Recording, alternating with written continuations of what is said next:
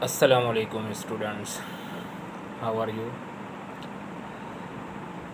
Class 6 में तमाम बच्चों को खुश आमदीद, वेलकम कहता हूँ।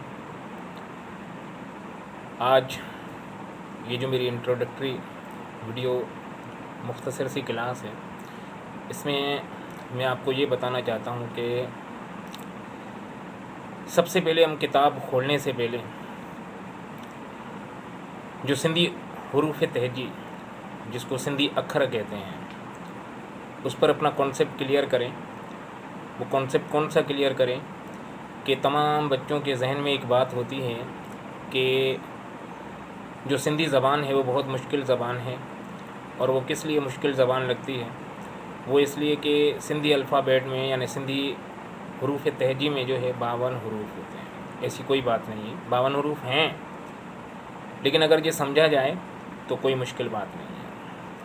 आज मैं ये कॉन्सेप्ट क्लियर करने के लिए मुख्तसर सी बात करूँगा कि देखें, जब मैं आपको 52 हरूफ याद करने के लिए कहूँगा तो लिहाजा एक फ़िगर है जो 52 है।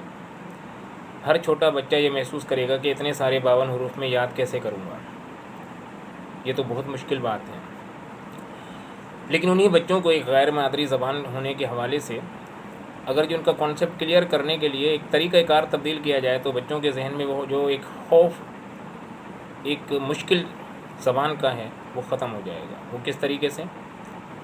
बजाय इसके कि 52 हरूफ एक साथ बच्चों को याद करने के लिए कहा जाए या 52 हरूफ एक साथ सिखाए, पढ़ाए और लिखवाए जाएं, तो क्यों न हम उनको आसान बनाने के लिए उन 52 हरूफ को 4 हिस्सों में तकसीम करें। किस तरीके से? सिंधी ज़बान के जो कुछ खालिस हरूफ होते हैं वो 7 हैं, जिनका तलफ़ुज़ उर्दू ज़बान में बिल्कुल ही नहीं है। तो लिहाजा हमने टेबल नंबर 1 जो है उसमें 7 खालिस सिंधी हरूफ लिखेंगे।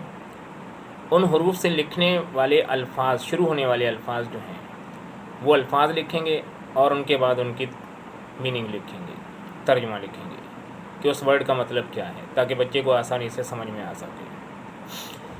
नंबर 2 कि हम टेबल नंबर 2 में ये पढ़ेंगे कि उर्दू ज़बान में जो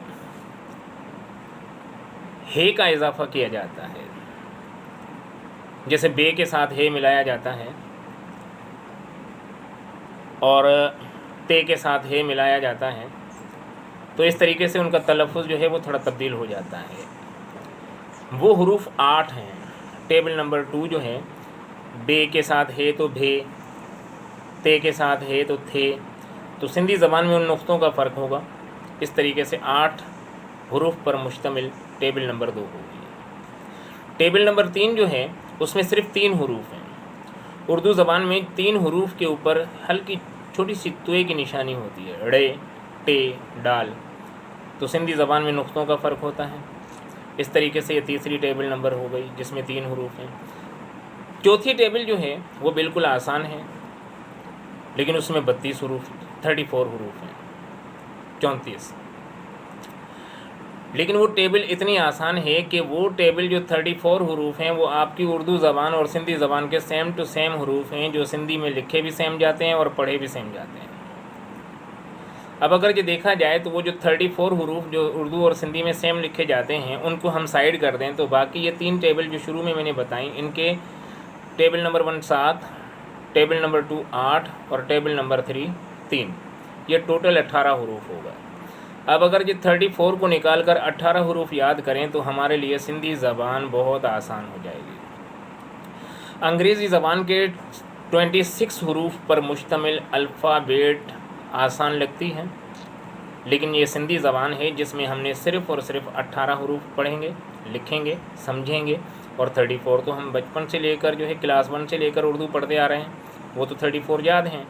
तो लिहाजा हमने सिंधी ज़बान सीखने के लिए सिर्फ़ और सिर्फ 18 हरूफ पर तवज्जो देनी होगी।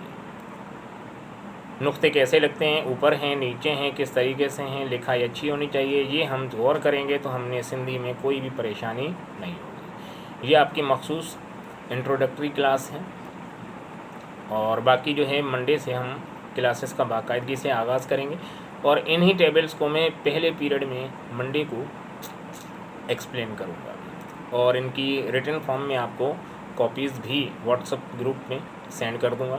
انشاءاللہ کوئی پریشانی نہیں ہوگی۔ تھینک یو، خدا حافظ۔